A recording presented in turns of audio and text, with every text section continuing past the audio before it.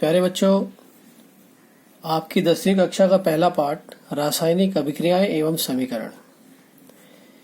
आज हम इसमें पढ़ेंगे कि रासायनिक समीकरणों को संतुलित करना और सीखेंगे कि किसी केमिकल इक्वेशन या रासायनिक समीकरण को हम संतुलित किस प्रकार से करते हैं। लेकिन उससे पहले हम जरा ये बात करें कि किसी भी समीकरण को संतुलित करते क्यों हैं हम, क्या जरूरत है, आवश्यकता क्या है किसी भी रासायनिक समीकरण को संतुलित करने की। एक एग्जाम्पल लिखता हूं मैं आपके सामने। Fe यानी आयरन की अभिक्रिया जल के साथ और उत्पाद ये बनाता है Fe3O4 प्लस H2। बच्चों, आप ध्यान से देखें तो आप पाएंगे कि ये समीकरण बैलेंस नहीं है, संतुलित नहीं है। कैसे पता लग रहा है कि यह संतुलित नहीं है? यदि आप देखें तो आयरन अभिकर्मक, आपको मालूम होना चाहिए, एरो के लेफ्ट हैंड की तरफ, तीर के लेफ्ट हैंड की तरफ अभिकर्मक होते हैं और राइट हैंड की तरफ ये RHS है, ये LHS है। LHS की तरफ अभिकर्मक लिखे होते हैं और RHS की तरफ उत्पाद लिखे होते हैं। अभिकर्मक मैं शॉर्ट फॉर्म में लिख देता हूं, अभिकर्मक, और इधर उत्पाद। यदि आप देखें तो अभिकर्मक की तरफ आयरन के परमाणुओं की संख्या एक, सिर्फ एक, जबकि इधर 3। बच्चों, आपने पिछली कक्षा में भी पढ़ा है, आपको मालूम होना चाहिए, किसी भी रासायनिक समीकरण में आप ना तो परमाणुओं को बनाते हैं और ना ही उनको नष्ट कर पाते हैं।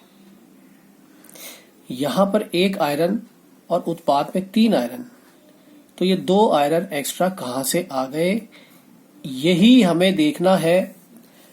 और आपने पढ़ा है द्रव्यमान संरक्षण का नियम। एक बार फिर से इस पे बात कर रहा हूं मैं, पिछली क्लास में हमने बात करी थी इस पे, द्रव्यमान संरक्षण का नियम। ये द्रव्यमान संरक्षण का नियम कहता ही यही है कि किसी भी रासायनिक अभिक्रिया में अभिकर्मक और उत्पाद दोनों में परमाणुओं की संख्या समान होनी चाहिए। अब आप देख रहे हैं अभिकर्मक की तरफ मात्र 1 आयरन है जबकि उत्पाद की तरफ 3 है।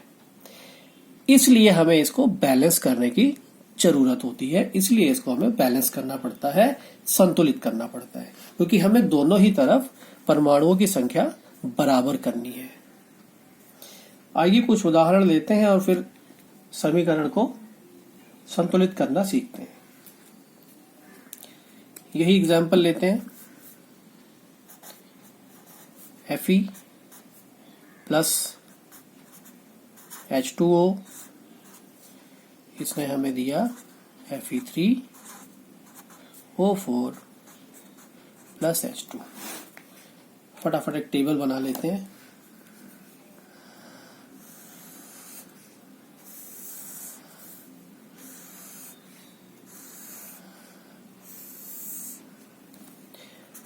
LHS, RHS, कौन कौन से एलिमेंट्स हैं आपके पास वो भी लिख लीजिए। Fe, hydrogen, oxygen.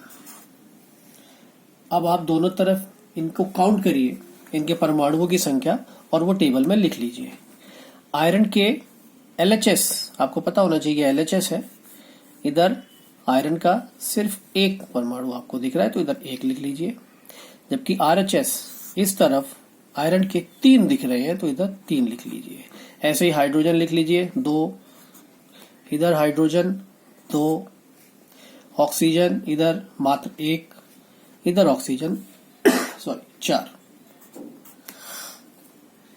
आप देख सकते हैं आयरन बैलेंस नहीं है, हाइड्रोजन अभी तो बैलेंस लग रहा है, आगे देखते हैं क्या होता है, और ऑक्सीजन भी बैलेंस नहीं है क्योंकि परमाणुओं की संख्या बराबर नहीं है। हमें इन्हें बराबर करना है किसी भी तरीके से। आइए इन्हें बराबर करें। सबसे पहले आयरन उत्पाद की तरफ 3, तो इधर भी 3 कर दिया जाए। LHS, आयरन को 3 करना है, 3 से गुणा करना पड़ेगा, फिर ये 3 हो जाएगा। आइए यहाँ पे 3 लगा दें। मैंने आपको पहले भी बताया था, 3 आप इधर कभी नहीं लगाएंगे, हमेशा आगे ही लगाना होता है बैलेंस करने के लिए जो भी आप लगा रहे हैं। ये भी 3 हो गया, ये भी 3 हो गया, आयरन बैलेंस हो गया।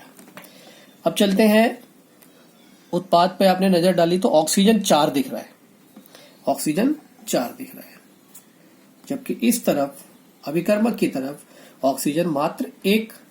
इस 1 को 4 बनाने के लिए आपको इसको 4 से गुणा करना पड़ेगा, तब ये 4 हो जाएगा, और ये 4 आपको यहां ऑक्सीजन को 4 करने के लिए यहां लगाना पड़ेगा। तो आपका ऑक्सीजन बराबर हो गया, आयरन बराबर हो गया, ऑक्सीजन बराबर हो गया। लेकिन बच्चों एक बात पे ध्यान दें, ऑक्सीजन को बराबर करते समय, ऑक्सीजन तो 4 कर दिया था आपने, लेकिन ऐसा करते समय आपने अभिकर्मक की तरफ, LHS की तरफ हाइड्रोजन को 2 से 8 कर दिया था। इसको पहले आपको, जो आपने यहां किया है वो आपको यहां पे लिखना पड़ेगा 8, जबकि उत्पाद की तरफ हाइड्रोजन सिर्फ 2 है। तो आप यहां तो कुछ करने की आवश्यकता ही नहीं है, आप इस हाइड्रोजन को भी 8 कर दीजिए, इस 4 दूनी 8 के बराबर इसको कर दीजिए। उसके लिए आपको क्या करना होगा, इस 2 को 4 से गुणा, और ये भी 8 हो जाएगा, ये भी 8, ये भी 8, तो यहां पे आप 4 लगा दें। अब आप देखिए, ये आपकी जो रिएक्शन है ये पूरी तरीके से बैलेंस हो चुकी है। एक बार चेक कर लो, Fe3 हाइड्रोजन 4 दूनी 8, हाइड्रोजन 4 दूनी 8, ऑक्सीजन 4, ऑक्सीजन 4। तो इस प्रकार से आप एक टेबल बना के रासायनिक समीकरण को संतुलित कर सकते हैं। आइए कुछ और उदाहरण लेते हैं और समीकरण को बैलेंस करना सीखते हैं।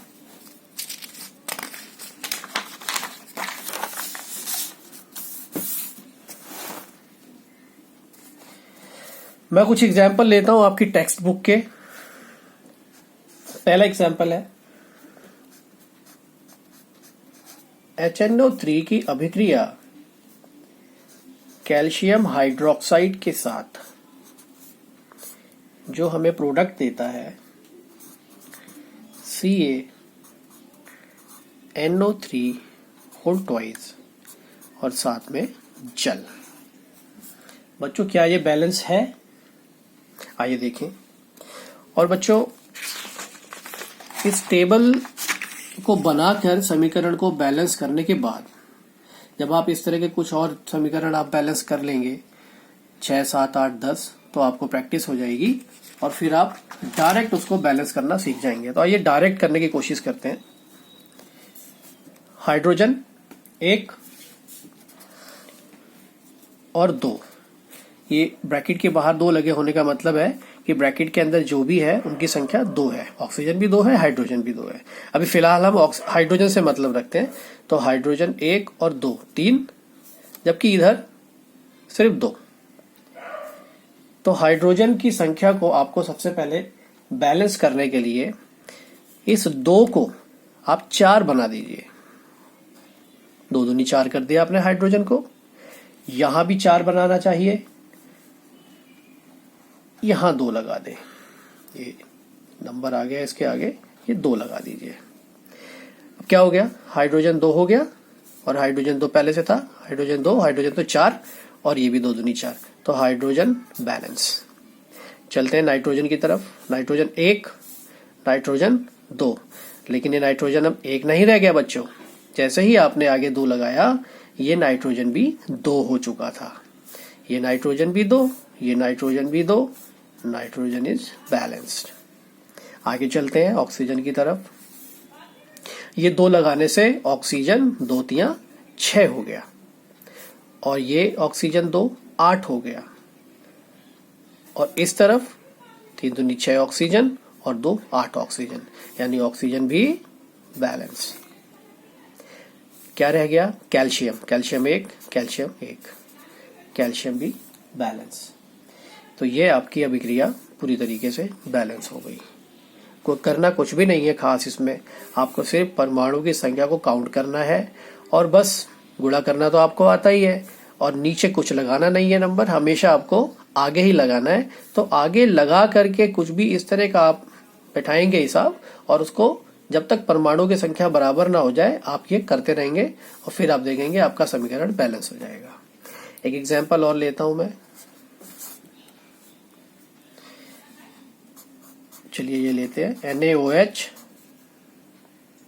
की अभिक्रिया H2SO4 के साथ और इसने उत्पाद दिया Na2SO4 और जल। क्या ये बैलेंस है? ऐसा भी हो सकता है बच्चों, आपको एक इक्वेशन बैलेंस करने को बोली जाए और पता लगे कि वो ऑलरेडी बैलेंस है। आओ देखते हैं। Na1 Na2 ये तो बैलेंस नहीं है।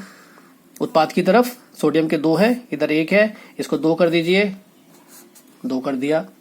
अब Na बैलेंस हो गया, Na का काम हो गया, Na बैलेंस। 2 लगाने से ऑक्सीजन 2 हो गया, ऑक्सीजन 2 और 4 ऑक्सीजन 6 ऑक्सीजन। इस तरफ आप देखें 4, ये तो एक ही है, इसको 2 कर सकते हैं तो 4 2 6 हो जाएगा। यहाँ 2 लगा दो, 4 ऑक्सीजन 2 ऑक्सीजन 6 ऑक्सीजन।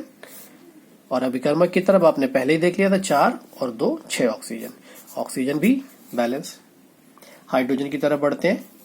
हाइड्रोजन 2 और 2 4 हाइड्रोजन और इधर भी 2 दूनी 4 हाइड्रोजन, हाइड्रोजन भी बैलेंस्ड। सल्फर 1 सल्फर 1, सल्फर भी बैलेंस्ड। तो आपकी ये अभिक्रिया भी बैलेंस हो चुकी है। One more example.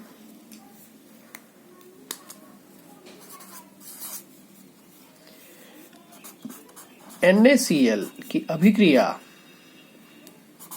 Silver nitrate के साथ AgNO3 के साथ जो देता है AgCl और साथ में sodium nitrate.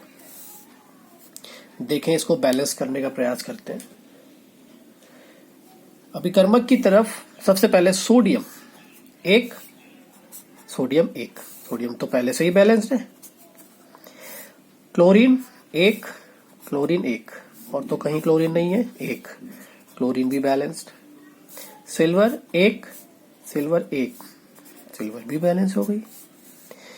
Nitrogen 1 nitrogen 1, nitrogen भी बैलेंस्ड। ऑक्सीजन 3 ऑक्सीजन 3, ऑक्सीजन भी बैलेंस्ड। भाई ये तो पहले से ही बैलेंस्ड है। तो इस तरह से भी आपको एक आध अभिक्रिया दे देता है कई बार एग्जामिनर जो पहले से ही बैलेंस्ड होती है, तो ये ऑलरेडी बैलेंस्ड। आओ एक और एग्जांपल ले लेते हैं। BaCl2 ये आखिरी एग्जांपल है बच्चों। इसके बाद आपको करने के लिए मैं कुछ रिएक्शंस दूंगा जिसको आपको बैलेंस करके मुझे दिखाना होगा, वो आपका होमवर्क होगा। H2SO4 के साथ रिएक्शन इसका, और इसने दिया बेरियम सल्फेट और हाइड्रोक्लोरिक अम्ल। आओ इसको बैलेंस करें। BA तो बराबर दिख रहा है, बैलेंस्ड है। यहां पर Cl के 2, यहां पे Cl का 1, Cl 2 क्लोरीन और ये Cl 1, तो 2 करने के लिए इसको यहां पे हमें 2 लगाना पड़ेगा। तो BA तो बैलेंस था और Cl हमने बैलेंस कर दिया। ठीक है, आगे बढ़ते हैं। हाइड्रोजन 2, और इस Cl को 2 करने के लिए जब हमें यहाँ 2 लगाना पड़ा तो ये हाइड्रोजन भी 2 हो गया, और अच्छी बात है हमारा हाइड्रोजन बैलेंस हो गया। हाइड्रोजन 2 हाइड्रोजन 2, हाइड्रोजन भी balanced. Sulphur 1 sulphur 1, sulphur balanced. Oxygen 4 oxygen 4, oxygen balanced. ये आपकी अभिक्रिया मात्र यहाँ पर 2 लगाने से पूरी की पूरी समीकरण बैलेंस हो गई। तो इस प्रकार से आप प्रैक्टिस करें। मैं कुछ आपको ऐसे एग्जाम्पल दूंगा जो आपको सॉल्व करने होंगे, आपको उनको बैलेंस करना होगा, और उसके बाद आप वो शेयर करेंगे मेरे साथ, जिसको मैं चेक करूंगा, और अगर जरूरत होगी तो उसमें सुधार करेंगे।